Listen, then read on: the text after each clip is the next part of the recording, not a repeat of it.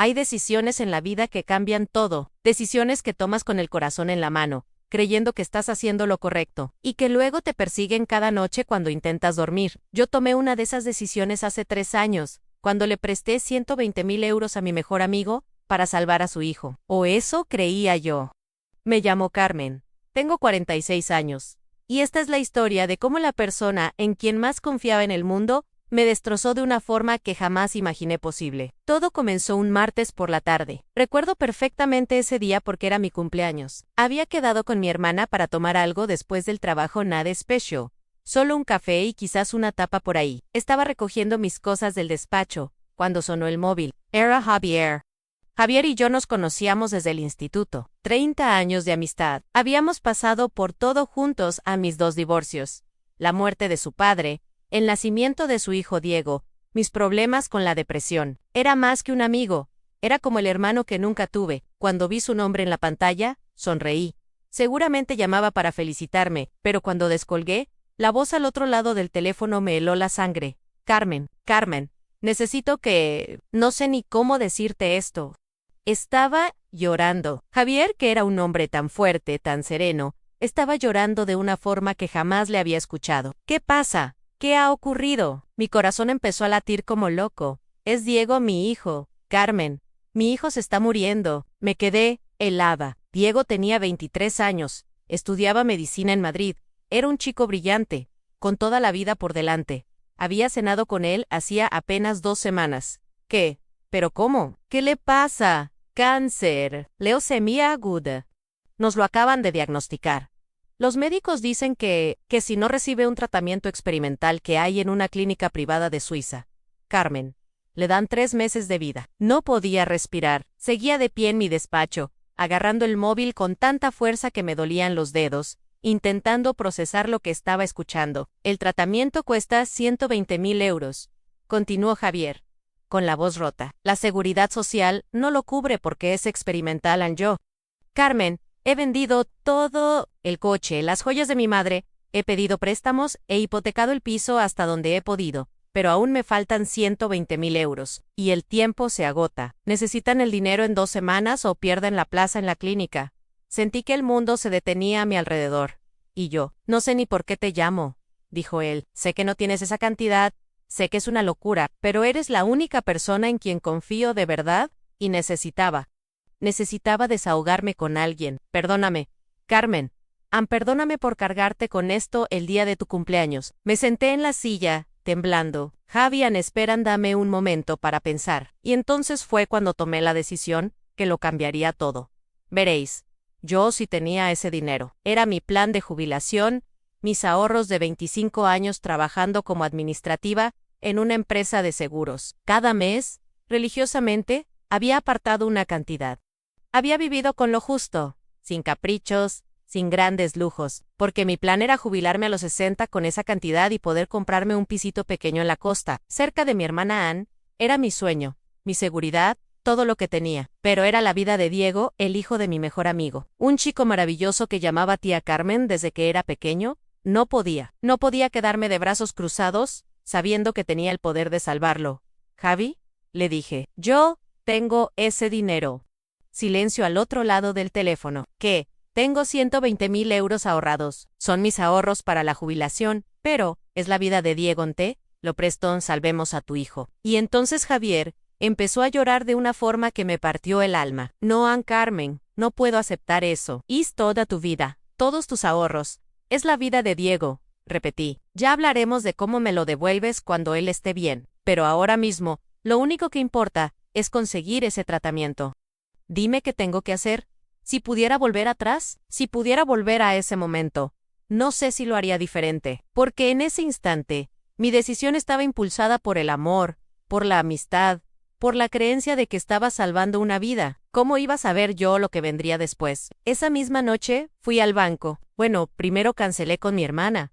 Obviamente no podía contarle nada todavía. Le dije que me había surgido algo del trabajo, que lo sentía muchísimo. Ella se enfadó un poco. Era mi cumpleaños después de todo, pero me dijo que no pasaba nada, que ya celebraríamos otro día. Al día siguiente, en cuanto abrió el banco, Estaba yo en la puerta. Solicité la retirada de 120.000 euros de mi fondo de inversión. La chica que me atendió me miró con sorpresa. Señora Ruiz, ¿está segura? Perderá los beneficios acumulados si retira todo ahora. Estoy segura. ¿Puedo preguntar para qué necesita esta cantidad? Es que es mucho dinero, y mi obligación es un asunto familiar urgente. La corté, sin querer dar más detalles. Tardaron 3 días en procesar todo. 3 días en los que apenas dormí, en los que hablaba con Javier cada noche. Él me contaba cómo estaba Diego, cómo los médicos habían confirmado el diagnóstico, cómo ya tenían todo preparado para viajar a Suiza en cuanto tuvieran el dinero. Me mandó fotos de Diego en el hospital. Estaba pálido, demacrado, con una vía en el brazo. Me destrozaba verlo así. Gracias, Carmen, me decía Javier cada noche. Gracias por darle una oportunidad a mi hijo. Nunca podré pagarte esto, Ann, jamás. Ya me lo pagarás poco a poco, le respondía yo. Saint-Priest, lo importante es Diego, el viernes por la tarde. El dinero estaba disponible. Quedamos en su piso para hacer la transferencia. Javier vivía en un barrio de las afueras, en un piso de 3 habitaciones que yo conocía casi tan bien como el mío propio. Había cenado allí cientos de veces a lo largo de los años. Cuando Lick, Javier abrió la puerta y me abrazó con tanta fuerza, que casi no podía respirar. Gracias, gracias, gracias, repetía una y otra vez. Entramos al salón. Tenía el ordenador portátil encendido en la mesa, con la página del banco abierta. Mira, me dijo, mostrándome unos papeles. Aquí está toda la información de la clínica suiza, el presupuesto del tratamiento, las fechas han todo. He hablado esta mañana con ellos. En cuanto reciban la transferencia, nos confirman la plaza para Diego la semana que viene. Revisé los papeles. Todo parecía legítimo. Había un membrete de una clínica en Zurich. Sellos, firmas. ¿Y Diego? ¿Cómo está hoy? Está luchando, está con su madre ahora mismo en el hospital. Ella no sabe nada de esto todavía. Quería asegurarme primero de que conseguíamos el dinero antes de darle esperanzas. Ya sabes cómo es Marta. Se derrumbaría si le digo que hay una posibilidad, y luego no sale bien. Asentí. Conocía a Marta, la exmujer de Javier. Se habían divorciado hacía 5 años, pero mantenían una relación cordial por Diego. Bien, dije, sacando mi móvil. Vamos a hacer esto. Dame el número de cuenta de la clínica. Javier me dictó un número de cuenta. Un IBAN suizo. Todo Quadraba. Abrí la aplicación de mi banco. Introduje la cantidad. 120.0 euros. Mis manos temblaban mientras escribía. Era todo mi dinero. Toda mi seguridad, toda mi vida. Pero era por Diego. Pulsé confirmar.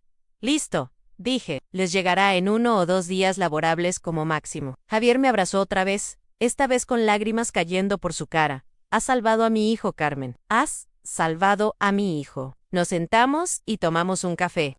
Hablamos de los siguientes pasos, de cómo sería el tratamiento, de las esperanzas de recuperación. Según Javier, los médicos de la clínica suiza habían visto casos similares con una tasa de éxito del 70%. Era esperanzador. Antes de irme, le pregunté, ¿puedo ir a ver a Diego al hospital mañana? Me gustaría estar con él antes de que os vayáis a Suiza. Javier dudó un momento. Mejor esperamos a que esté un poco mejor, ¿vale? Ahora está muy débil, muy cansado. Y los médicos no quieren muchas visitas, por el riesgo de infecciones. En cuanto volvamos de Suiza con el tratamiento en marcha, organizamos una comida todos juntos. Lo prometo. Tenía sentido. Asentí y me fui a casa. Esa noche dormí un poco más tranquila. Había hecho lo correcto. Había salvado una vida. Sí, me había quedado sin mis ahorros. Pero Diego se pondría bien, y Javier me devolvería el dinero poco a poco. Teníamos tiempo. Yo aún podía trabajar 15 años más antes de jubilarme. Podría volver a ahorrar. Pasó una semana. Hablaba con Javier casi a diario. La clínica había confirmado la recepción del dinero. Diego y él viajarían a Suiza el lunes siguiente. Todo iba según lo previsto. El sábado de esa semana, fui al supermercado del barrio. Estaba en la sección de frutas y verduras, eligiendo unas manzanas, cuando escuché una voz familiar detrás de mí. ¿Carmen? ¿Cuánto tiempo? Me giré. Era Marta, la exmujer de Javier. Marta, le di 2 besos. ¡Qué sorpresa verte por aquí! Sí, vengo a veces a este súper, porque tienen las patatas que le gustan a Diego más baratas, aunque últimamente apenas viene a casa, con lo de la universidad y tal. ¿Me quedé helada? ¿Con lo de la universidad? Sí, mujer, ya sabes que está en plena temporada de exámenes finales. Casi no le veo. Me ha dicho que después de los exámenes quiere hacer un interrail por Europa con unos amigos este verano. ¿Te lo ha contado? Sentí como si el suelo se abriera bajo mis pies. Marta, ¿Diego está bien? Ella me miró extrañada. Sí, bueno, estresado con los exámenes como todos los estudiantes, pero bien. ¿Por qué lo preguntas? No podía hablar, el corazón me latía tan fuerte que pensé que me iba a dar un infarto allí mismo, entre las manzanas y las naranjas. No, por nada solo. Hacía tiempo que no sabía de él, pues está estupendamente. De hecho, le vi ayer. Vino a casa a cenar y a coger ropa limpia. ¿Quieres que le diga algo de tu parte? No. Tranquila. Ya le llamaré yo. Dejé el carrito de la compra abandonado en medio del pasillo y salí del supermercado casi corriendo. Necesitaba aire. Necesitaba pensar en aquello. No podía estar pasando. Con las manos temblorosas, saqué el móvil y busqué el perfil de Diego en Instagram. No solíamos hablar mucho por redes sociales. Por Ole seguía. Entré en su perfil. La última foto era de hacía 2 días. Diego, sonriente, sano, en la biblioteca de la universidad con un grupo de amigos. El pie de foto decía "an último empujón antes de los finales". ¡A por todas! Me apoyé contra la pared del edificio. No podía respirar, no podía pensar. Diego estaba bien. Diego estaba perfectamente bien. No había ningún cáncer, no había ninguna leucemia, no había ninguna clínica en Suiza a 120.000 euros. Mi vida en era. Y entonces me di cuenta de algo mucho peor. Busqué en el historial de mi móvil y encontré el número de cuenta al que había hecho la transferencia. No era un número de cuenta de ninguna clínica nera. Miré bien los dígitos. No era ni siquiera un IBAN suizo. Era español. Me había estafado. Javier, mi mejor amigo de 30 años, me había estafado. Si os ha impresionado lo que habéis escuchado hasta ahora, os pido por favor que dejéis un like y os suscribáis al canal, porque lo que viene a continuación es aún más perturbador. Necesito contar esto. Necesito que se sepa la verdad. Llamé a Javier inmediatamente. El teléfono sonó y sonó, pero no contestó. Le mandé un mensaje. Acabo de ver a Marta, llámame. Ya nada, esperé 1 hora. 2 horas a nada volví a llamar. Esta vez el teléfono estaba apagado. Cogí el coche y conduje hasta su piso. Toqué el timbre una y otra vez. Nada, llamé a la puerta en silencio. Pedí a una vecina que salía del edificio si había visto a Javier. ¿Sí? El del tercero. Pues le vi ayer cargando maletas en un coche. Me dijo que se iba una temporada fuera por trabajo. Sentí que me faltaba el aire. Maletas, muchas maletas, sí, varias. Parecía una mudanza más que un viaje, la verdad. Volví a casa conduciendo, sin saber ni cómo llegué. Estaba en modo automático. Mi cerebro intentaba procesar lo que estaba pasando, pero no podía. No podía ser real en 30 años de amistad. En 30 años, habíamos pasado por todo juntos. Yo le había ayudado cuando se quedó sin trabajo hace 10 años. Él me había ayudado cuando me divorcié de mi segundo marido, y caí en una depresión. Habíamos llorado juntos, habíamos reído juntos, ¿Cómo podía haberme hecho esto? Esa noche, no dormí. Me pasé las horas mirando el techo, reviviendo cada conversación, cada detalle. Los papeles que me había enseñado de la supuesta clínica suiza, ¿eran falsos? Las fotos de Diego en el hospital. ¿Dónde las había conseguido? Todo estaba perfectamente planeado. Cada detalle, cada mentira. Al día siguiente, lunes, fui directamente al banco en cuanto abrió. ¿Necesito rastrear una transferencia que hice la semana pasada?, le dije a la directora de la oficina. Una mujer de unos 50 años llamada Alicia que me conocía de mis años como clienta. Le expliqué la situación. Bueno, no toda. Le dije que había hecho una transferencia y que sospechaba que podía ser una estafa. Alicia me miró con preocupación creciente mientras revisaba mi cuenta. La transferencia se hizo a una cuenta de un particular, no de ninguna empresa o clínica, me confirmó. Y el dinero fue retirado en efectivo al día siguiente en varias operaciones en diferentes sucursales.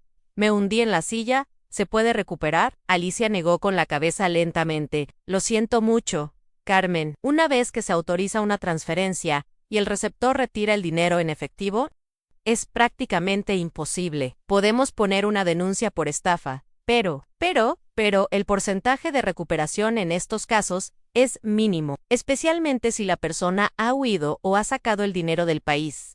¿Y si conozco a la persona? ¿Tengo su dirección, su teléfono? Todo. Entonces definitivamente tienes que ir a la policía, pero Carmen me miró con tristeza, aunque le localicen y le condenen. Si él ya no tiene el dinero, si lo ha gastado o lo ha escondido. Recuperarlo puede llevar años, o puede que nunca lo recuperes.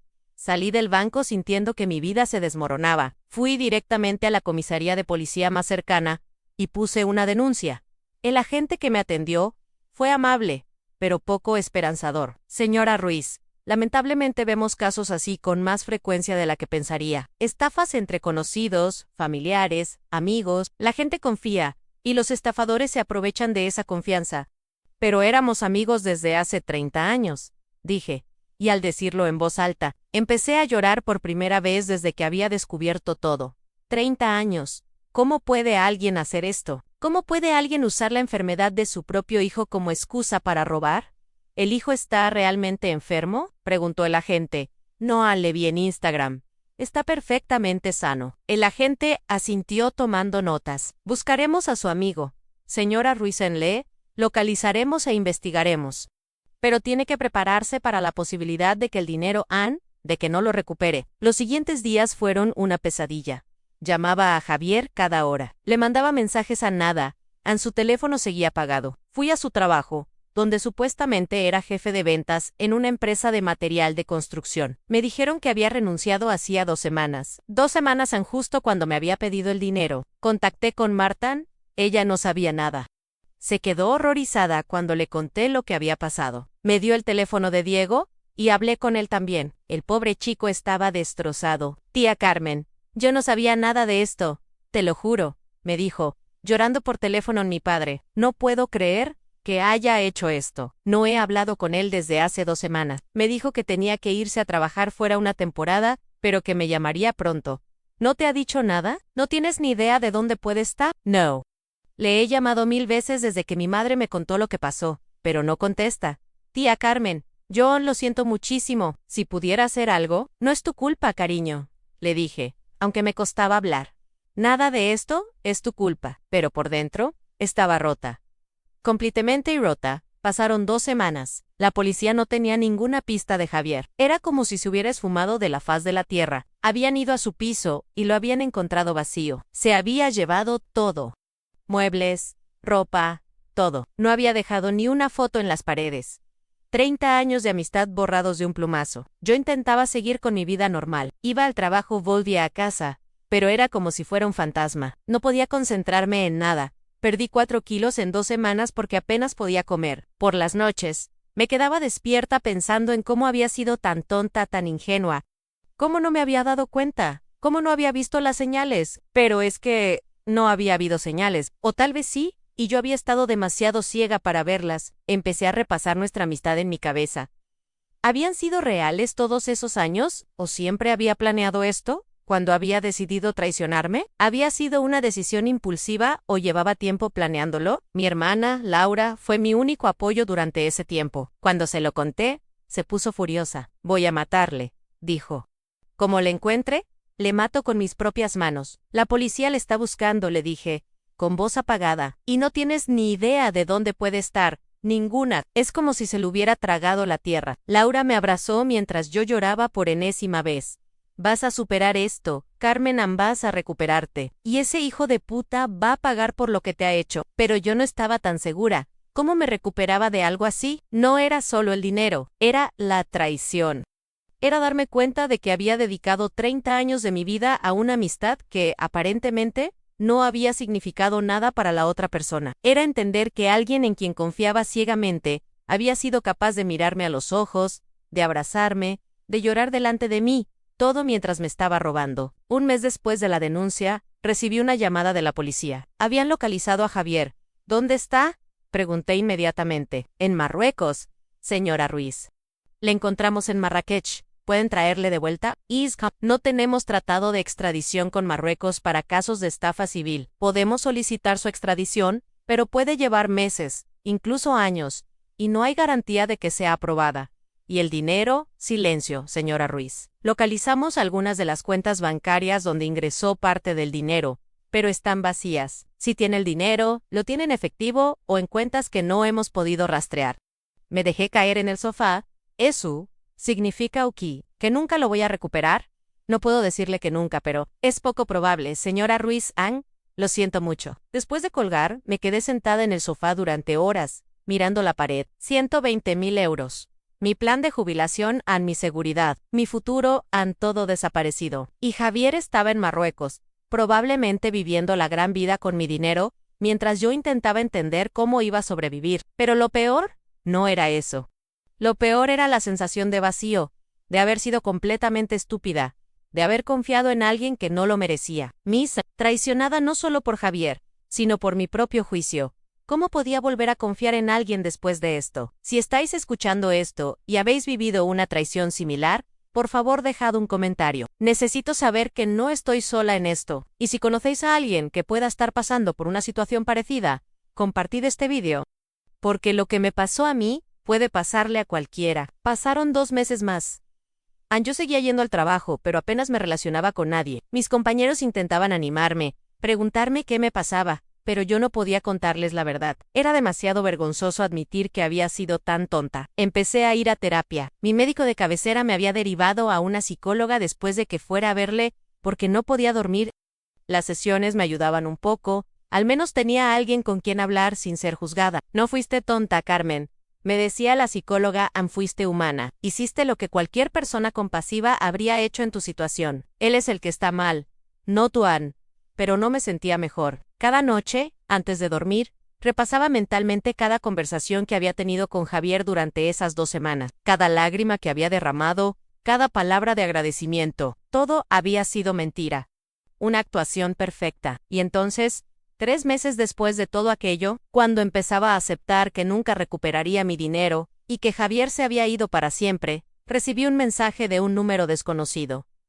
Carmen, soy Javier. Necesito hablar contigo. Por favor, me quedé mirando el mensaje durante 10 minutos sin moverme. Mi primer instinto fue bloquear el número inmediatamente. Mi segundo instinto fue llamar a la policía. Pero, la curiosidad, la necesidad de entender por qué, de tener algún tipo de cierre. Pudo más, contesté. ¿Por qué? ¿Por qué lo hiciste? Su respuesta llegó 5 minutos después. Puedo explicártelo todo. Sé que no me creerás, pero hay cosas que no sabes. Cosas que no podía contarte en ese momento, por favor, Carmen. Dame la oportunidad de explicarme. Te lo debo. Sabía que era una locura, pero acepté. Quedamos para hablar por teléfono al día siguiente. No quería verle en persona. No pedí.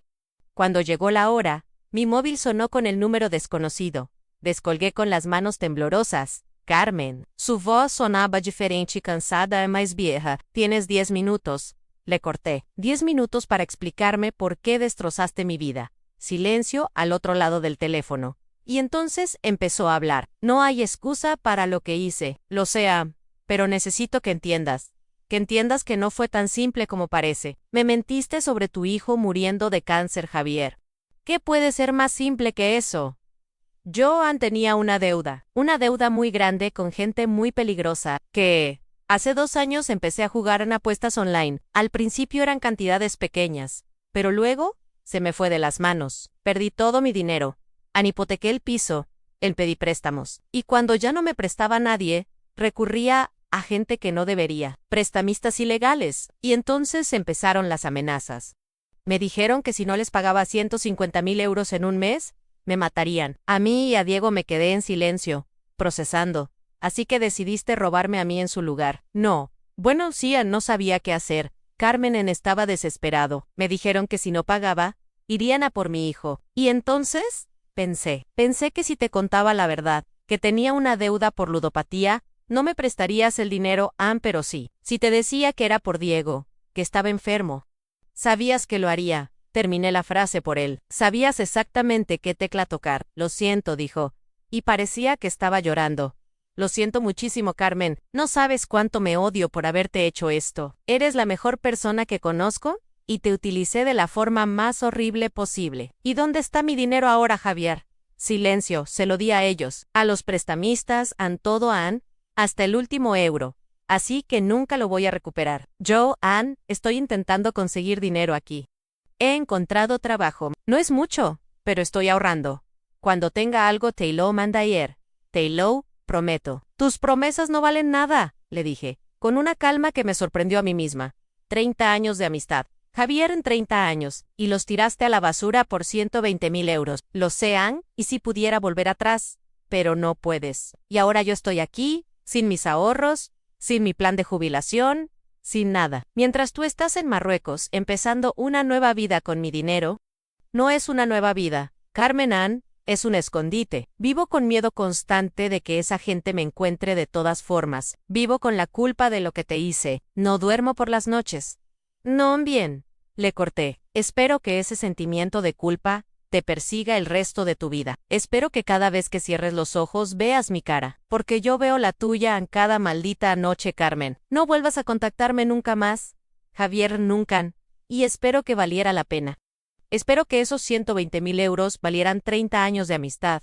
Y colgué en mí, quedé sentada en el sofá, temblando. No sé qué esperaba de esa conversación, disculpas. Las había recibido, pero no significaba nada. Una explicación, la tenía, pero no me hacía sentir mejor.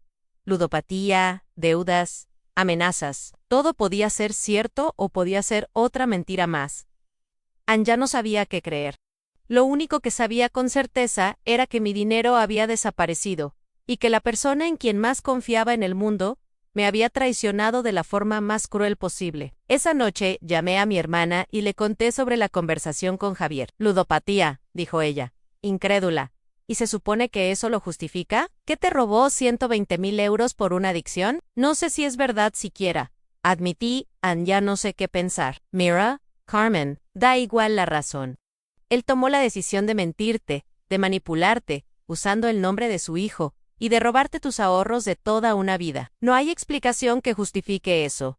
Ann tenía razón, pero una parte de mí, una parte muy pequeña y probablemente estúpida, se preguntaba si debería sentir algo de compasión, si Javier realmente tenía una adicción, si realmente estaba en peligro. Pero entonces, recordaba las fotos falsas del hospital, los papeles falsos de la clínica, las lágrimas que había derramado mientras me mentía directamente en la cara, y esa pequeña parte compasiva desaparecía.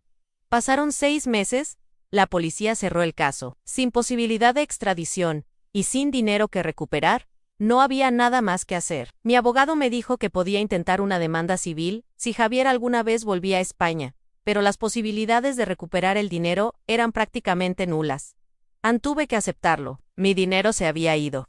Mi plan de jubilación se había esfumado. Tendría que trabajar hasta los 70 probablemente para poder tener una jubilación decente.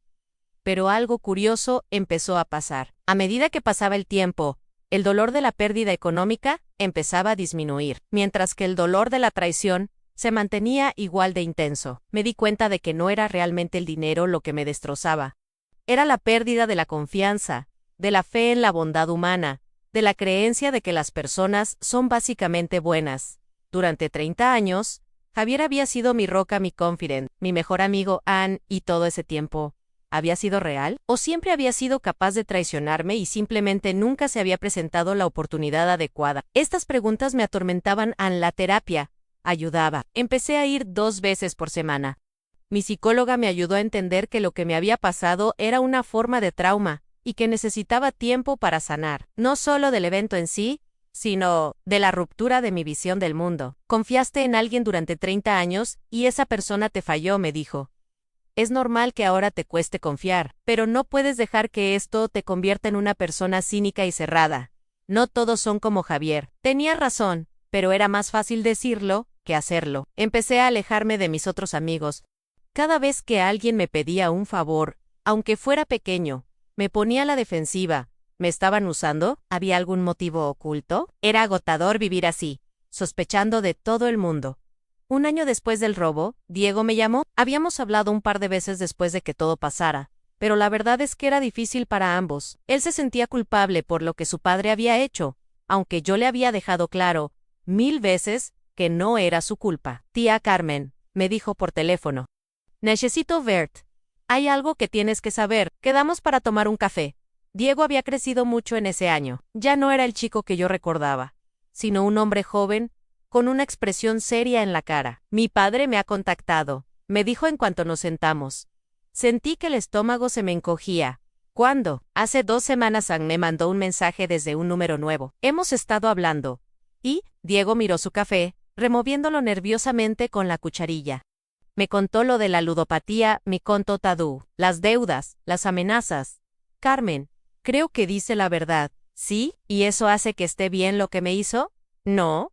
Por supuesto que no. Lo que hizo fue horrible e imperdonable, pero también necesito que sepas que mi padre está destrozado. Me dijo que no pasa un día sin que piense en ti, sin que se odie por lo que hizo. Bean, Carmen, sé que no tienes ninguna razón para creerme o para perdonarle, pero mi padre está intentando conseguir el dinero para devolvértelo.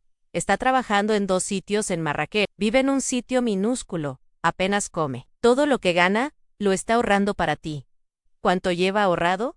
Diego bajó la mirada. 3.000 euros, 3.000 euros, en un año. A ese ritmo, tardaría 40 años en devolverme lo que me robó. Diego, aprecio que me lo cuentes, de verdad. Pero tu padre tomó su decisión. Ahora tiene que vivir con las consecuencias. Lo sé, Han Solo. Solo quería que supieras que lo intenta, que no se olvidó de ti y se largó sin más. Asentí, aunque por dentro no sabía qué sentir. ¿Y tú? ¿Cómo estás tú con todo esto? Diego suspiró. No lo sé, la verdad. Es mi padre y le quiero. Pero lo que hizo con Carmen, me usó. Usó mi nombre. Inventó que estaba muriendo. ¿Cómo puedo perdonar eso? Cada vez que alguien me mira con lástima o me pregunta por mi salud porque se enteraron de la enfermedad, tengo que explicar que todo era mentira. Es humillante. Lo siento mucho. Diego, no debería haberte afectado a ti, pero me afectó. Me afectó porque es mi padre. Y porque ahora todos piensan que mi familia está llena de estafadores. Me afectó porque perdí a mi tía Carmen. Me miró con los ojos vidriosos.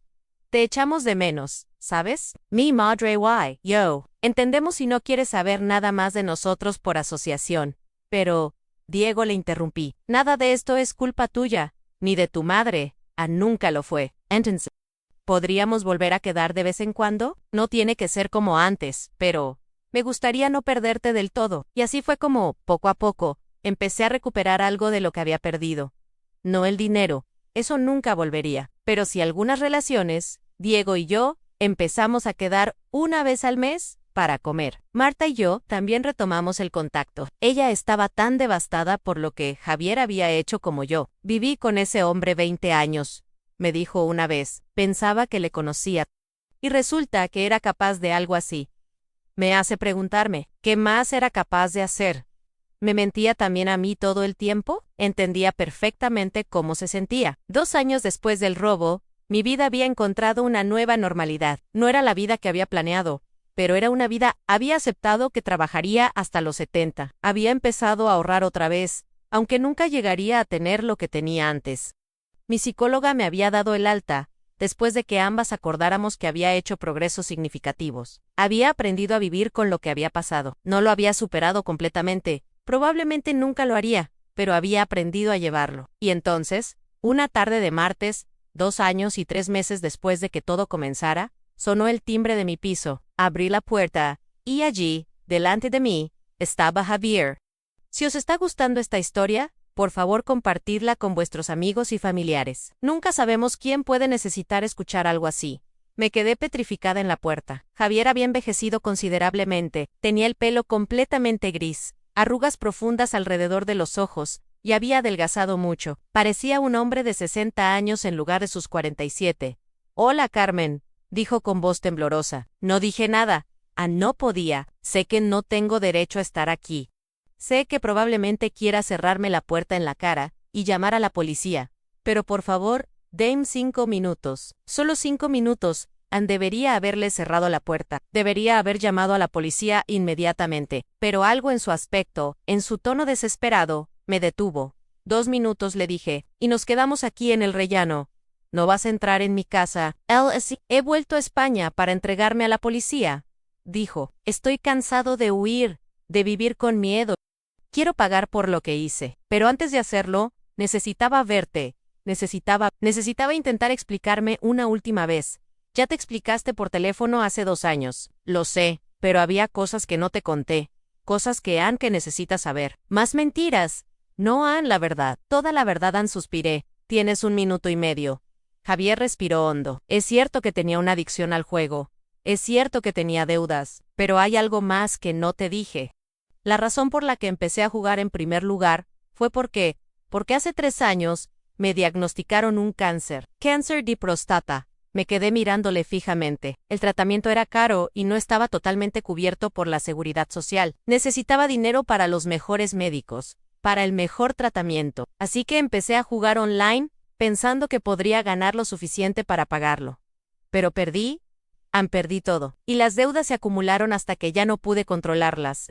Así que ahora resulta que tú eres el que estaba enfermo. Estoy en remisión, ahora. El tratamiento funcionó, aunque no fue el mejor porque no pude pagarlo. Pero Carmen, ese no es el punto. El punto es que cuando te pedí el dinero, estaba desesperado. Tenía gente amenazándome, amenazando a Diego, no sabía qué hacer. Y entonces pensé en ti, pensé en mi mejor amiga, en la persona más generosa que conozco, y te usé de la forma más vil posible.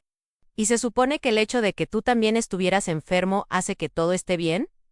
No, por supuesto que no. Pero quiero que entiendas que no fue premeditado, no fue planeado con meses de antelación, fue una decisión desesperada de un hombre aterrorizado, que tomó el camino más fácil y cobarde, en lugar de ser honesto contigo. El tiempo se acabó.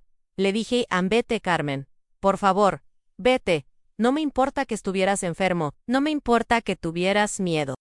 Podrías haberme pedido ayuda, podrías haberme contado la verdad, y tal vez, habría encontrado una forma de ayudarte. Pero en lugar de eso, elegiste mentirme, manipularme, usar el nombre de tu hijo.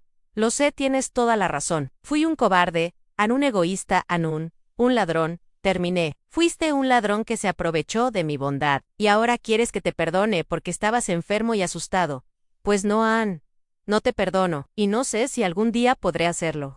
Javier tenía lágrimas cayendo por la cara. No te pido que me perdones, solo quería que supieras la verdad completa, y quería darte esto. Sacó del bolsillo un sobre y me lo tendió.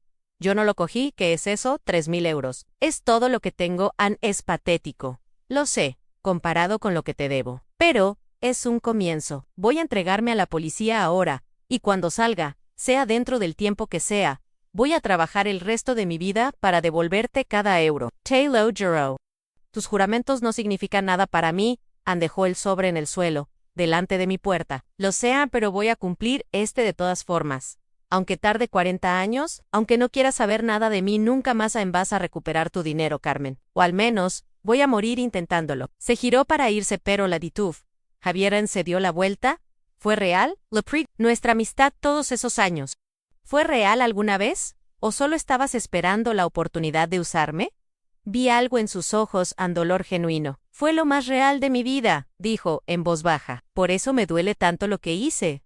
No estafé a una conocida o a una extraña. Estafé a mi mejor amiga, a la persona que más me importaba en el mundo. Y tengo que vivir con eso cada día. Asentí lentamente. Vete, Javier. Vete antes de que cambie de opinión y llame a la policía yo misma. Él asintió y se fue. Le vi bajar las escaleras lentamente, como un hombre que llevaba el peso del mundo sobre los hombros. Cerré la puerta y me apoyé contra ella. Miré el sobre en el suelo, 3,000 euros. Una gota en el océano, comparado con lo que me debía. Pero, algo era. Algo lo recogí y lo abrí. Efectivamente. Había 3,000 euros en billetes. Y también había una nota escrita a mano. Carmen, sé que estas palabras no significan nada viniendo de mí, pero necesito escribirlas de todas formas. Lamento haberte hecho esto más de lo que las palabras pueden expresar. Destruí nuestra amistad, tu confianza, tu seguridad financiera, todo por mi cobardía y mi egoísmo. No te pido perdón, porque no lo merezco. Solo te pido que sepas que voy a dedicar el resto de mi vida a intentar compensarte, aunque sea imposible. Te quiero, amiga mía. Siempre te he querido, y siempre lo haré. Y eso hace que lo que te hice sea aún más imperdonable. Javier, rompí la nota en pedazos pequeños y la tiré a la basura. 2 días después, recibí una llamada de la policía. Javier se había entregado, y estaba en prisión preventiva, esperando juicio. Me preguntaron si quería mantener la denuncia. Por supuesto que sí. En el juicio fue 6 meses después, Javier se declaró culpable de todos los cargos. Le condenaron a 3 años de prisión por estafa agravada. También se le ordenó que me devolviera los 120,000 euros más intereses, aunque todos sabíamos que eso era prácticamente imposible. ¿No fui al juicio? No quería verle. Diego me mantuvo informada de todo. Se declaró culpable inmediatamente. Me contó Diego después. Ni siquiera intentó defenderse. Le dijo al juez que merecía ir a prisión, que había cometido un crimen terrible contra la persona que más le importaba. El juez pareció sorprendido por su honestidad. ¿Y tú? Le pregunté. ¿Cómo te sientes con todo esto? Diego suspiró. No lo sé, es mi padre, le quiero. pero también le odio por lo que hizo. ¿Es posible sentir ambas cosas a la vez? Sí, le dije, es completamente posible. Y esa era la verdad. Yo también sentía ambas cosas. Odiaba a Javier por lo que me había hecho, pero una parte de mí, una parte muy pequeña, todavía recordaba al amigo que había sido durante 30 años, y esa parte dolía de una forma diferente. Pasaron los 3 años. Javier cumplió su condena completa. Yo seguí con mi vida. Conseguí un pequeño ascenso en el trabajo que me ayudó a ahorrar un poco más rápido. Empecé a salir más con mi hermana y con algunos compañeros del trabajo. Incluso salí con alguien durante unos meses. Aunque no funcionó, la vida seguía. No de la forma que había planeado, pero seguía. Y entonces, hace 6 meses, 3 años y medio después de su encarcelamiento, recibí una transferencia bancaria, 500 euros. Venía de una cuenta con el nombre de Javier Martínez. Al mes siguiente, otros 500 euros, y así cada mes desde entonces. No he hablado con él, no he contestado a ninguna de sus llamadas o mensajes. Por cada mes, religiosamente, aparecen 500 euros en mi cuenta. A este ritmo, tardaría 18 años en devolverme todo el dinero. Yo tendría 64 años. Él tendría 65. ¿Es suficiente? No. Nunca será suficiente para compensar lo que hizo. Significa algo, tal vez, o tal vez es solo su forma de aliviar su conciencia.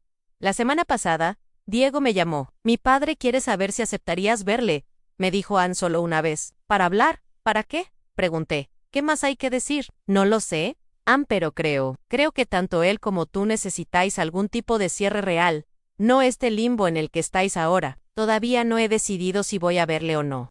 Parte de mí quiere hacerlo, quiere escuchar lo que tiene que decir después de todos estos años. Otra parte de mí no quiere volver a verle nunca más en mi vida. Y así es como termina mi historia. O no termina, supongo, porque esto no tiene un final limpio y bonito. No hay una moraleja clara o una lección fácil de aprender. Lo que sí puedo deciros es esto.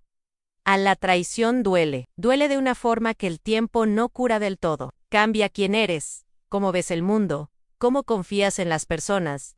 Pero también te hace más fuerte de formas que no esperabas. Te enseña sobre límites, sobre perdonarte a ti mismo por confiar, sobre seguir adelante incluso cuando parece imposible. ¿Perdonaré alguna vez a Javier completamente? No lo sé. Tal vez sí, tal vez no. El perdón no es algo que sucede de repente y es un proceso. Y todavía estoy en ese proceso. ¿Recuperaré alguna vez mi dinero? Probablemente no todo, pero tal vez no se trata del dinero, tal vez nunca se trató del dinero. Se trataba de la confianza, de la amistad, de creer en la bondad de las personas.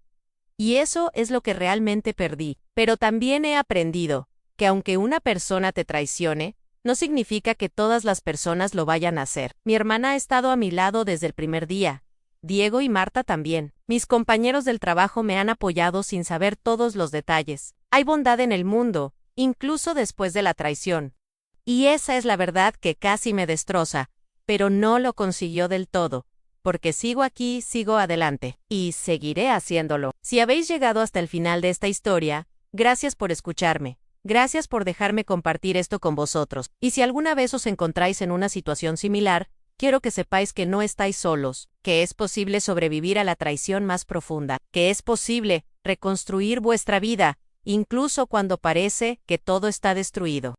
Dejad un comentario contándome qué pensáis. ¿Debería verme con Javier una última vez? ¿Hay algún camino hacia el perdón en una situación así?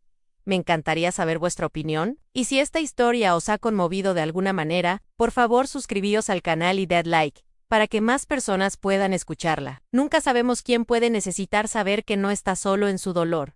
Gracias por escuchar, y recordad que incluso en los momentos más oscuros, hay luz. Solo tenéis que seguir buscándola.